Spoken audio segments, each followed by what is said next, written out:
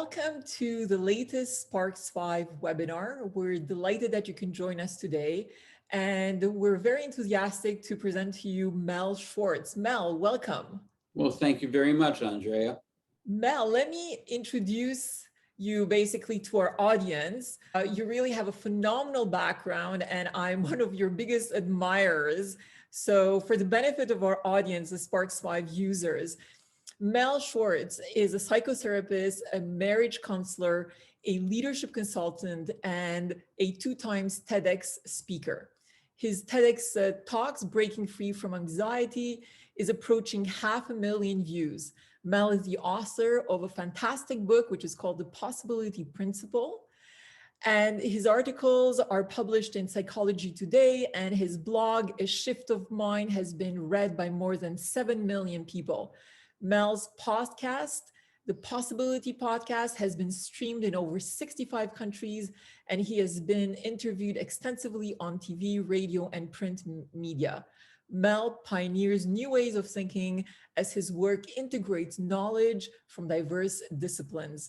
So Mel, as I said, it's a pleasure to have you with us today. And the topic we're going to be discussing is actually one which is very, very interesting, which is basically from being to becoming.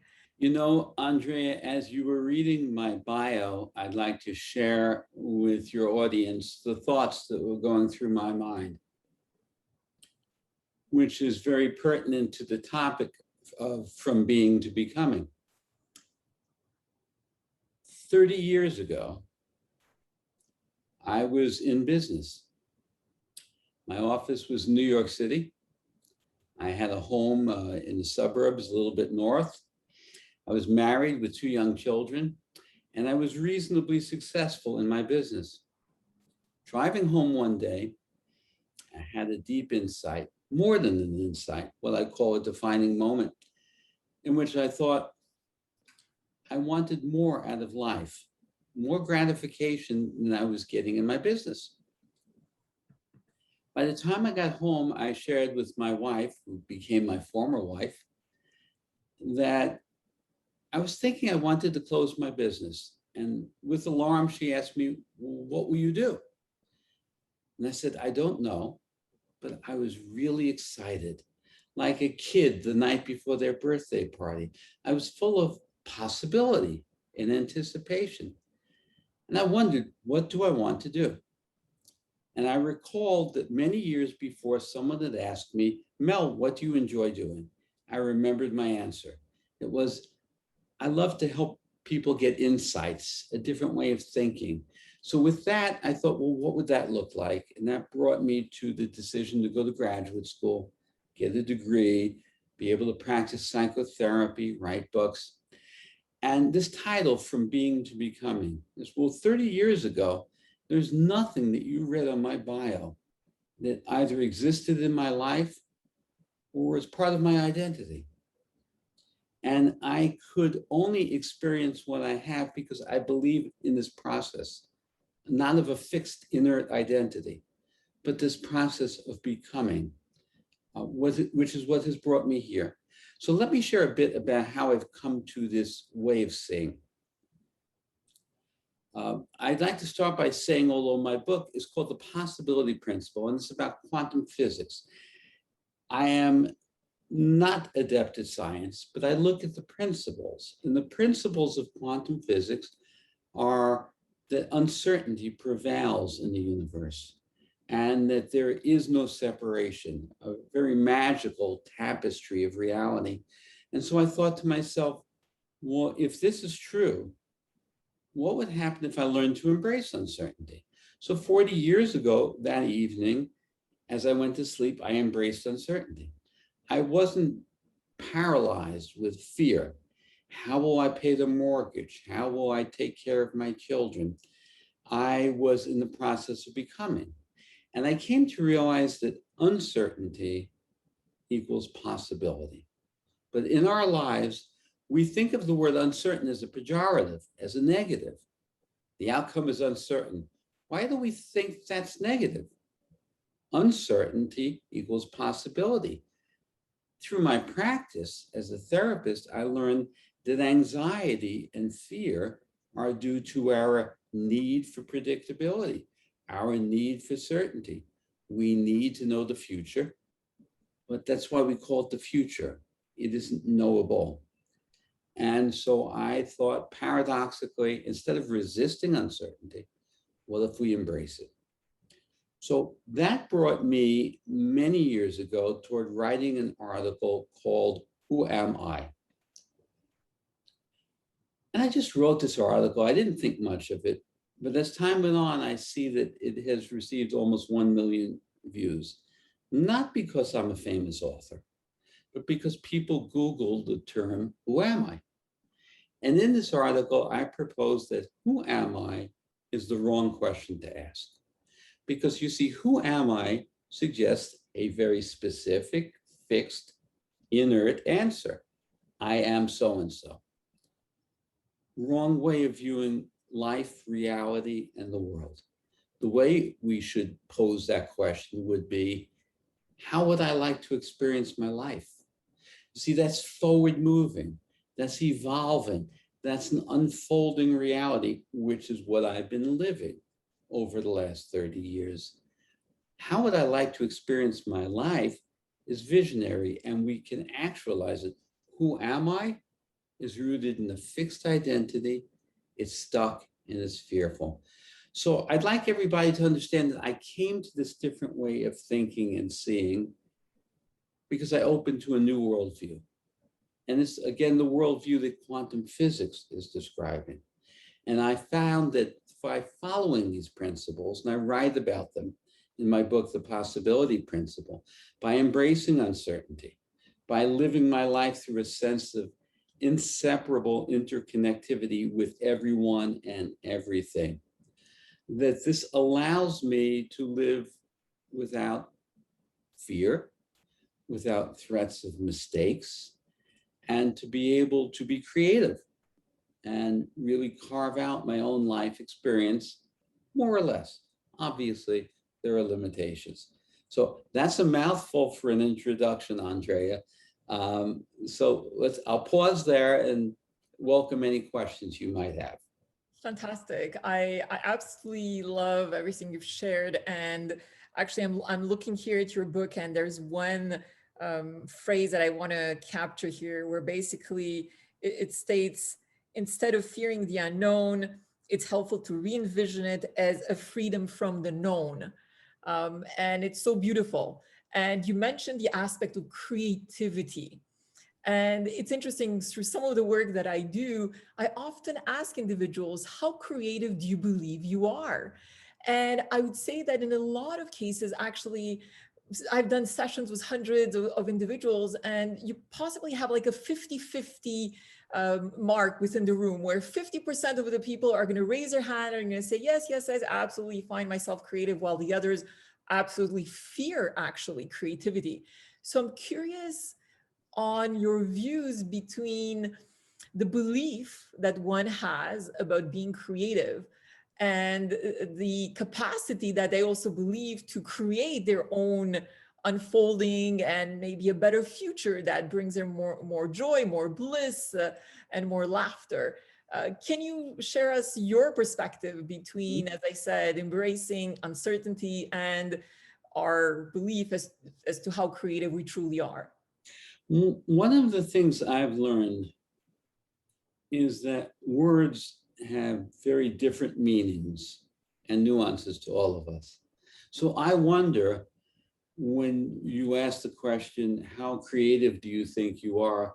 How many people think that creative means artistic, musical? In other words, as a creative expression, because the word might mean that to them. If you had asked me 30 years ago, do I think of myself as creative? I might have thought not particularly. But for me, the creative process is that, well, everything that you spoke of in my bio is my creative process. I have created that. And I believe that creativity, the earmark of creativity, is not operating in a rigid, fact-based way. Creativity for me is my ability to see my thought, see my feeling, and wonder and say, what if? It's creative. My way of learning, which I do believe is creative, is I don't read in the field of psychology. I read philosophy. As I've mentioned, I read quantum physics. And if I find a particular insight, which I find intriguing in philosophy, and then I look at something I see in quantum physics and I find it equally interesting, and I think, what if I combine those two things? And that is a creative process for me. It's an alchemy where I'm able to create something new. Now, as to most people operate from a fear of the unknown, which blocks and impedes creativity. Creativity is an embrace of the unknown. It's creating something that didn't previously exist. So I think there's probably a direct correlation. The more uncomfortable you are, the more comfortable you are with uncertainty and the unknown, the more creative you'll be. And the more fixed and fearful you are of the unknown, the less creative. So again, I think it's the worldview that informs people's sense of creativity. But the ability to think that I can experience myself differently in the next moment, once I learn how to and choose to, that's an intensely and immensely creative process. Reimagining, rethinking is creative. I believe I had mentioned to you when we spoke previously, when I'm being interviewed, if the interviewers ask me, would I like the questions in advance? I say, oh, God forbid. That's the opposite of creative. I don't want to have a ready answer. I want to step into the unknown and trust the intuitive process. So that's what creative means for me. And I think for people to access their creativity, they simply need to embrace the unknown and let go of fear, fear of making a mistake, fear of sounding silly, fear of what will other people think of me. That all blocks creativity. Indeed, and how can we actually embrace that as a learning opportunity, right? In other words, it helps us grow, it helps us learn new things, and potentially readjust as to where we may want to go in the future. Yes, it's an inexorable movement. It's Exactly. always flowing and moving. Exactly. When you mentioned earlier worldview, I'm curious to know about the process of how one comes to actually develop their worldview. And I'm particularly thinking about some of the parents that may be listening among our SPARKX5 users that maybe have children and want to basically help them navigate life by embracing uncertainty and looking at with basically the angle of, yes, this opens the door to fantastic possibilities. What tips would you have for parents that can help their children basically enjoy life in a new way and develop a more positive, I would say, worldview? Well, firstly, let me define what I mean by worldview, and then I'll step into your question. Worldview may sound like an archaic term. We all operate from a worldview, even if we don't know it. So most people on this planet operate from a worldview that comes to us from 17th century thinking, from Sir Isaac Newton and Descartes. And that is that it's a machine-like universe or reality. That was Newton's description, called a mechanistic universe. And that reality is comprised of separate parts. Descartes referred to it as imagining the workings of a clock mechanism. And that worldview led us to the illusion of separation and disconnection from each other, because there's no connectivity in that worldview, which ultimately leads to a loss of meaning and purpose. I think it accounts for excessive individualism and greed and disharmony. The new worldview of quantum physics is of this literally inseparable universe, oneness, just like the mystical religions and spiritual traditions spoke of. and this unfolding, flowing potential, which is the uncertain. Now, coming to your question about parents, I'm just now completing a program that I'm going to be offering by Zoom and through a digital program called Raising Resilient Children, where I speak to this very thing. The parenting rule book that we follow, if there were one, unwritten, it isn't working very well. Alarming, enormous percentages of children and adolescents are suffering from anxiety, depression, and malaise. Because in part, they're not learning the things in school or from their parents that we need to learn. If we were taught emotional intelligence alongside cognitive intelligence, if we were taught the pathway to real communication, it would be an altogether different world. But in terms of parenting, stepping into uncertainty would be not simply asking your child, what grade did they get on the test they took, but what do you think about that? What do you think about that subject? What do you think about what your teacher said? Do you have a different opinion than what you've read in your books? Perhaps an amusing anecdote I can share is I'm going back to 1992. It was the 500th anniversary of Columbus's landing or invasion. And my older son was in 5th grade, and I got a call from his teacher. She needed to speak with me. I went to school, and she shared that they were having a Columbus Day celebration, but my son had told her he wouldn't participate. And I asked her, did he explain why? And she said, yes. My son Jesse said that Columbus invaded sovereign territories. Countless people were killed. Young children were sold into sex slave trade. And why are we celebrating him? That came from a level of curiosity, inquiry, where we would talk about what would it be like if history books were written by the vanquished rather than the conqueror? We'd have a different history. So I stimulated in him an intellectual curiosity. When you can cultivate intellectual curiosity in your children, you don't have to worry about their grades. They will take care of themselves. But if we hammer away at the grades, it leaves them short. I've worked with many people who are Harvard Law School graduates who were great students, but they're not very intelligent people. They don't have curiosity. They don't have imagination. So for parenting, I would say, involve yourself and engage yourself in emotional intelligence, which is identify your feelings, share them with your children. Ask your children, what are they feeling? Speak to feelings, not simply to facts, but there's an entire new approach to parenting based on emotional intelligence and curiosity and deeper levels of communication, which can usher in an entirely new paradigm of parenting. I was re-listening to one of your TED Talks whereby you're highlighting some of the key 8 words that I would say hindering our capacity to embrace new possibilities. Could you talk a bit about that, please? I certainly will.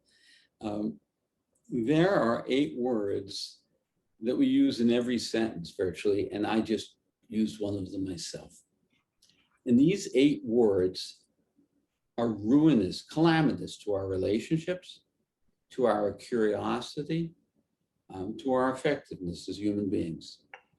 And they are the to be verbs. Now, in general, with the exception of the to be verbs, all other verbs show movement in action.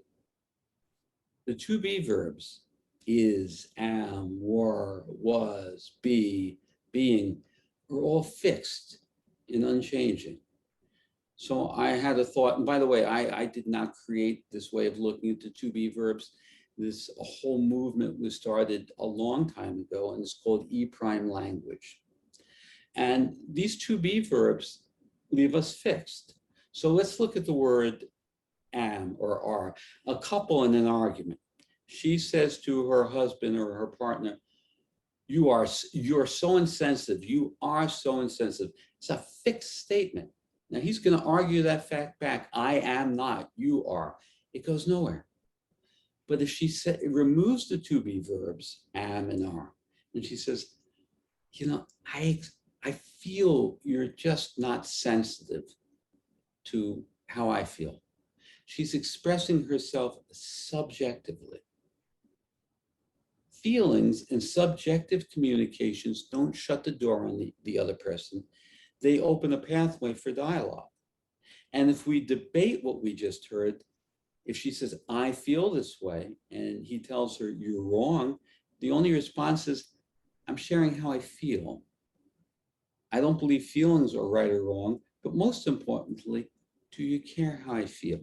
When we can communicate feeling and perception subjectively rather than objectively, we enter into a realm of meaning and we hear each other. But our world operates in this place of the illusion of objectivity, which I'd like to speak to for a moment. We continue to believe in objectivity and give great deference to being objective. Now, in quantum physics, there was a great thought debate that raged for decades between Einstein and Niels Bohr. I won't go into the details at this moment because it would be too lengthy, but I explain it at great length in my book. At the end of this thought debate, after both of these great titans of science passed on, the technology was available to test it. Einstein did not believe in inseparability. He believed that there was a causality. Niels Bohr thought, no, there isn't. And in the 1980s, a theoretical physicist, John Bell from Ireland, created a formula to test this theorem. And 10 years later, it was tested. And what we found is that the universe, the quantum universe, is actually inseparable.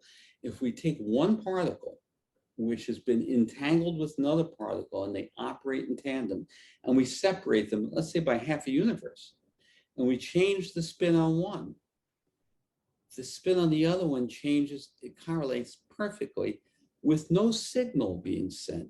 There is no time that elapses, which suggested that in the quantum world, there's no separation. So the skeptic would say, well, that's the quantum world, but that's not the world we live in.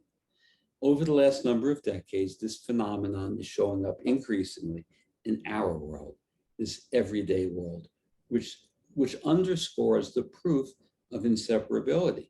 Now, if we see reality as inseparable, that restores empathy and compassion and caring, because you're not separate than me. We're connected to each other. So if I want good and happiness to befall you, it's also in my self-interest. It ends the divisiveness, and that's an emerging worldview coming from quantum physics and also from mystical traditions. I love it. Thank you for sharing that. And as we're thinking about different ways of looking at our lives, you touch upon this in your book on how the traditional way of thinking, if you wish, is actually often creating this victim situation, or we're becoming victims of our lives, victims of our own world.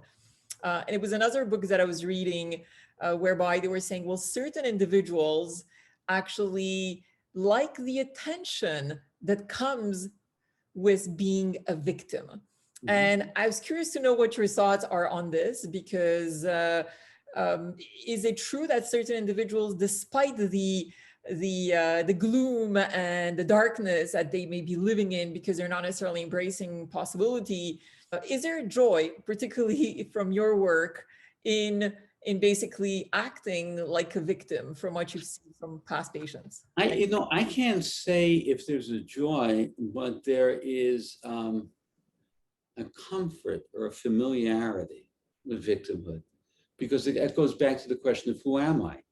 The victim can speak to who am I, right? their answer to who am I would be a lot of negative constraints. So victimhood, by the way, victimhood requires using to be verbs, because the victim will say, I'm a loser, I'm unlucky. They will use to be verbs, I am. So one day when I was teaching a group about this new way of language without using to be verbs, an individual in the group shared a core belief of his own about himself. And he said, I am a loser. Stunning and powerful. I'm a loser. And I said to him, now can you say that removing the to be verb?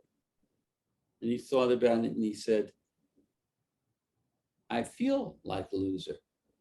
I've always felt like a loser. And then I asked him, do you feel a difference? And he began to smile a bit and he said, yes. What's the difference? I've always felt like a loser, but that doesn't mean I always have to feel like a loser. It's how I felt. It's how I've experienced myself. That's different than I am a loser, which isn't changing. So victimhood requires, again, this feeling of stuck, unchanging. It creates excuses for not growing. But I'm not suggesting that there's something malevolent in victimhood. When people are entrapped by a repetition of limiting or damaging thought and feeling, they become victims to their thought and feeling. Now, a core part of my work is teaching people to actually see your thought and feeling and not become your thought and feeling. So to explain that, I might say to you right now, Andrea, you know, as we were talking, I had a thought come up. Let me tell you what my thought is telling me. You see the separation. If I can learn to see what my thought is telling me and what my feeling is, then I'm no longer reactive or subordinate to my thought and feeling. There's a sense of me that emerges, which is creative and powerful. So it's the repetition of old limiting thought and feeling and belief that creates victimhood. Or the belief is hard to change. The belief is a self-fulfilling prophecy. Everyone says, oh, you know it's hard to change. Well, how do you know? Well, I've had a hard time changing. Perhaps it's because you believe it's hard to change. Now, learning math was difficult when we were children, but we learned math. We didn't say it's too hard and we just gave up. Nobody has ever taught us these essential skills so that we can thrive in our lives and in our relationships. But I have learned over the last couple of decades that they are entirely teachable and learnable. And talking about relationships, in your book and also in your TED Talk, you mentioned that one of the most important relationships we will ever have in our life is not necessarily with our partners, with our children, with our family members or friends, but rather with our thoughts. And I really think this is a tremendously powerful point that I'd love to explore a little bit more on. And I know you also distinguish between thoughts and thinking, and the power that the thoughts have on our brain. And this basically stems from neuroscience and research that has emerged in the last couple of decades, which is really, really beautiful. And it basically integrates neuroplasticity and allows us to view the reality that nothing is fixed, actually. But the power of our thoughts can often, of course, influence our reality or our perceived reality, and in some cases even define who we are, as you said, with I am verbs and so on. How can we explore this a little bit more, Mel, in terms of the relationships with our thoughts and distinguishing between thinking versus looking at our thoughts and optimizing that relationship? So thought is what happens. We have countless thoughts a day, thousands of thoughts a day. Most often, we're not even aware of thought happening. It just happens. And thought tricks us in that it's telling us the truth of something. It doesn't say I'm having a thought knock on my door. It's telling us something. Now, the moment we have a thought, the thought summons up the accompanying feeling. So we get stuck in this thought-feeling situation. The problem is that for the most part, we're unaware of our thought. So I teach methods, and I illustrate them in my book, as to how we can develop a muscle memory to provide us with a moment, a second, to actually see the thought knocking at our attention. Now, when I can see my thought, I'm thinking.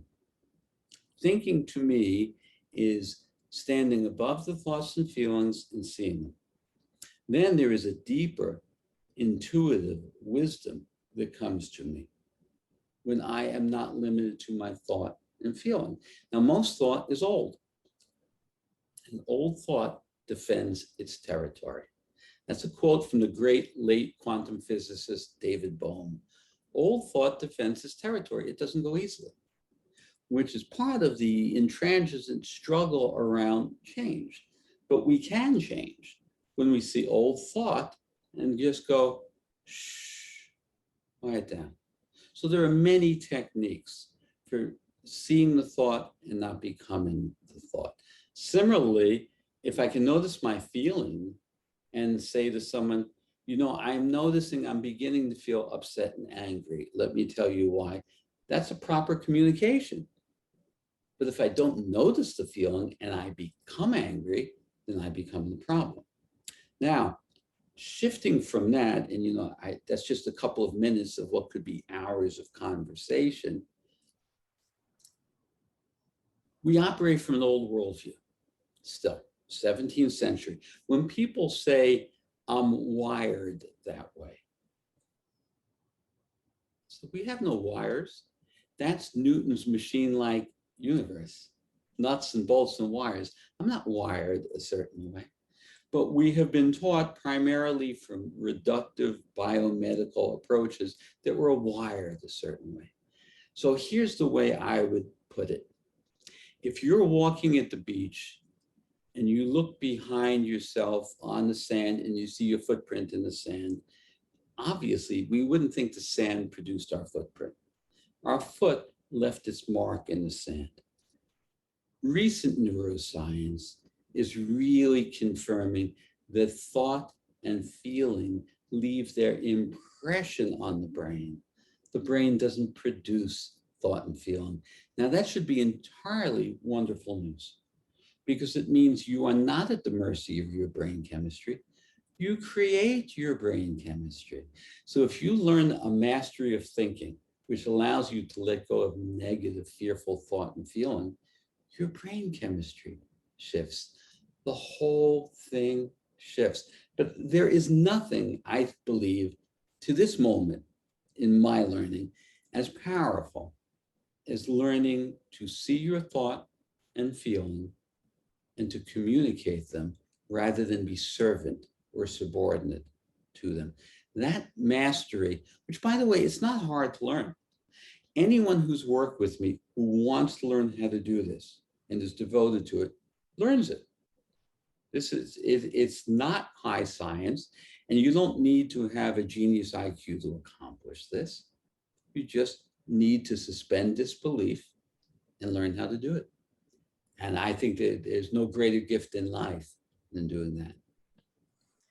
Indeed, beautiful gift.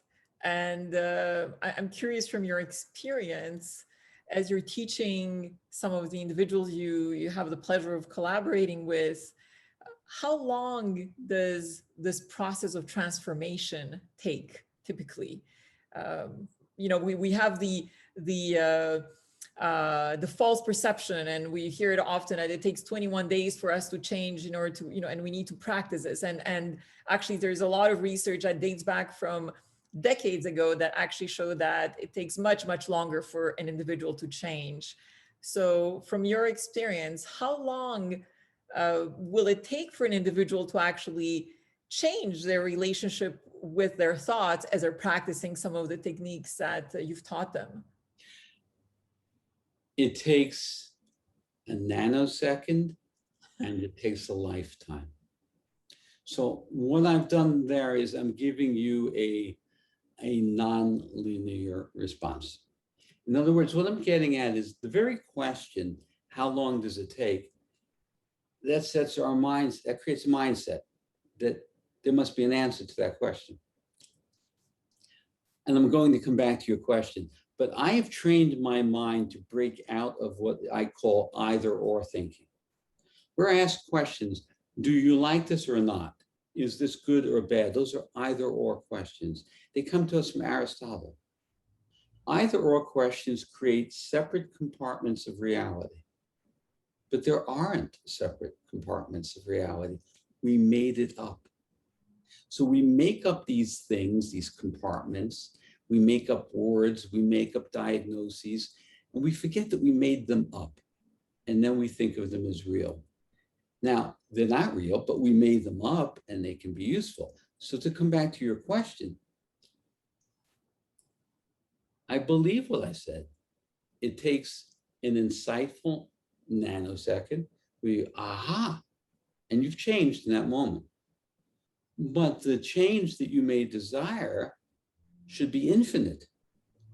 So rather than say, how long does the transformation take?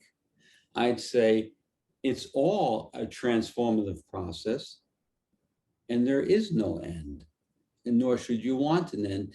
Similarly, if somebody refers to themselves as a guru, I exit the room, because anyone who declares himself a guru is probably the opposite of. In other words, there's no end game. It's all process. But to come back to your question, it depends. For me, the process occurred from going through some pivotal experiences in my life, opening up a book on quantum physics, allowing the creative process to happen, and asking what if in positive, not fearful ways.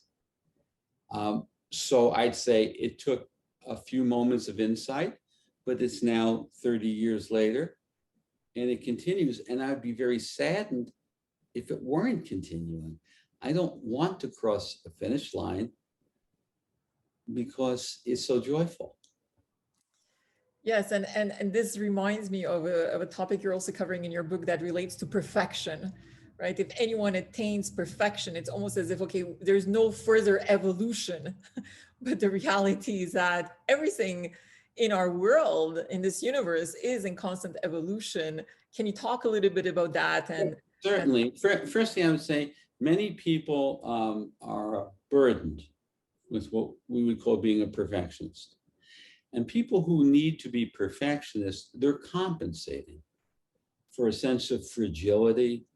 They're compensating for childhood wounds, or maybe being embarrassed or castigated or verbally abused. And they thought, if I can just be perfect, then I won't have to endure any of that. But there is no such thing. Perfection, again, it's a human construct. Could you imagine watching a beautiful rainbow and saying, you know, but the orange band isn't as wide as the blue band. It's not perfect. Nature isn't perfect. Perfectionism, again, comes from the machine-like and clock-like universe. A clock or a watch should be made to operate perfectly. That's for a machine, not a human being.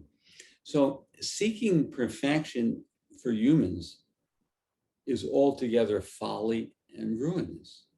And what's it done is its purpose is to keep us free from criticism, free from judgment, free from feeling we made a mistake. But those are the wrong messages. I want to feel free to do things that I would do differently next time, what we call mistakes. I want to be free to be fearless. By fearless, I don't mean no fear. I mean less fear, whereby I'm not worried about what I think someone else thinks of me. As a culture, I guess I'm speaking of Western culture here. As a culture, we operate from horrible sense of collective low self-worth. Self-esteem, low self-esteem, I believe, is underneath most anxiety, most depression, most conflict, but we aren't taught self-esteem, my parents or educationally. And I think self-esteem as a term is a misnomer, because if you ask a parent what would give your child self-esteem, you might say, oh, being great in sports, having lots of friends, getting great grades. But that's not self-worth. That's not self-esteem. I call that other esteem.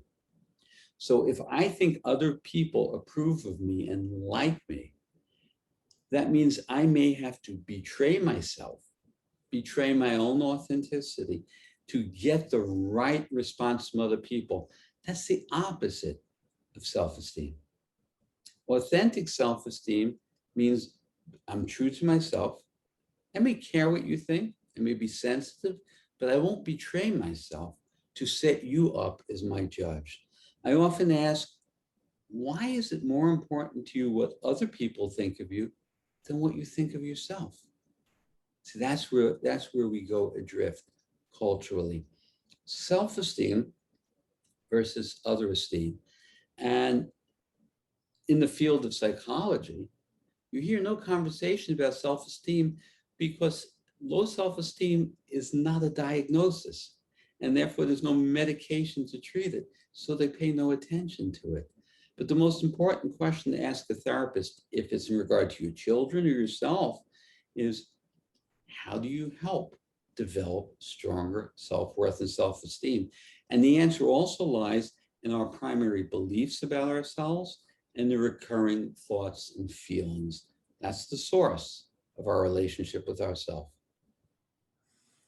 And as we're looking at self-esteem and different life realities that may emerge, certain life shocks or situations often, and I even speak about, my own reality. Sometimes, there is no good or bad, right? In my world, in the way I look at it, because a situation that may surprise you, let's just say today, may actually turn out to be a huge blessing, or a new door is opening that you never even imagined before. How can we help individuals that are struggling with, if you wish, a downfall, and this negative spiral that they may be going through because of something that they perceive today as being negative or a shock, or negatively impacting, if you wish, the status quo that they learned to love? How can someone actually get out of that negative spiral and rebuild their self-esteem and relook at new possibilities and get out of that darkness that they may be going through? So I've read that in Chinese, the word crisis also means opportunity. Indeed.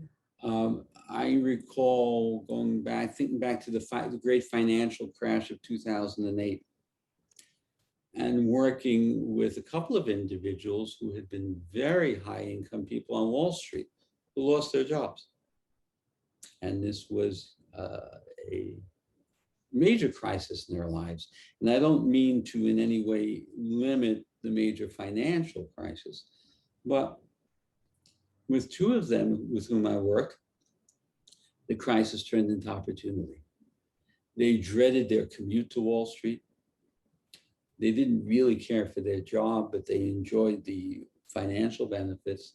But because that job was no longer available, we worked at the beginning, which is, what do you love? What do you enjoy? What are your interests? Just like I asked myself that night when I was closing my business, what do I enjoy? And as I worked with these two people and they started to elicit their responses, the thoughts always go to limitation, but I could never earn enough money doing that. Well, how do you know? And so we got creative, and they did. Now, of course, there are crises that befall people's lives, health and accidents, which are tragic. And I don't mean in any way to limit the pain endured through crises like that. But in many other crises, we need to stop and realize that what we're struggling with is a loss of predictability, which is creating fear. So it's the avoidance of the chaos where we want to retreat back to predictability. But chaos is the vehicle for growth and for newness. So we need to pause in a moment like that and ask, where's the opportunity here?